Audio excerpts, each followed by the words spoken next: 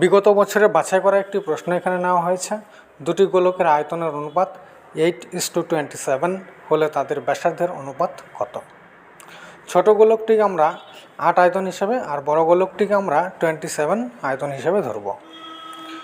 ছোট গোলকের আয়তনের সূত্র অনুসারে আমরা লিখতে পারি এখানে 4/3 পাই আর কিউব, অর্থাৎ ছোট গোলকের ক্ষেত্রে আমরা ছোট হাতের আর ধরব ব্যাসার্ধ হিসেবে 4/3 পাই আর কিউব। বড় গোলকের ক্ষেত্রে আমরা 4/3 পাই বড় হাতের আর কিউব ধরব, বড় হাতের আর ধরব ব্যাসার্ধ হিসেবে বড় গোলকের জন্য।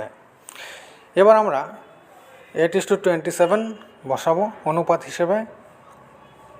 4/3 পাই 4/3 পাই যে অংশটি রয়েছে আমরা তা কাটাকুটি করতে পারবো সহজেই।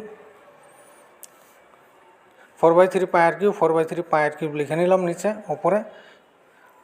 4/3 পাই 4/3 পাই ক্যান্সেল হয়ে গেল। ছোট হাতের আর কিউব বড় হাতের আর কিউব ইকুয়াল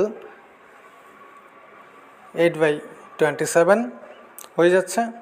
দেখো ছোট হাতের আর কিউব 8 হচ্ছে, বড় হাতের আর কিউব 27। আর কিউবের ঘনমূল করলে শুধুমাত্র ছোট হাতের আর এবং নিচে বড় হাতের আর শুধুমাত্র পাবো। আর এর ঘনমূল করলে 8-এর ঘনমূল করতে হবে। 8-এর ঘনমূল 2, 27-এর ঘনমূল 3 হচ্ছে। r/r 2/3 উত্তর 2:3।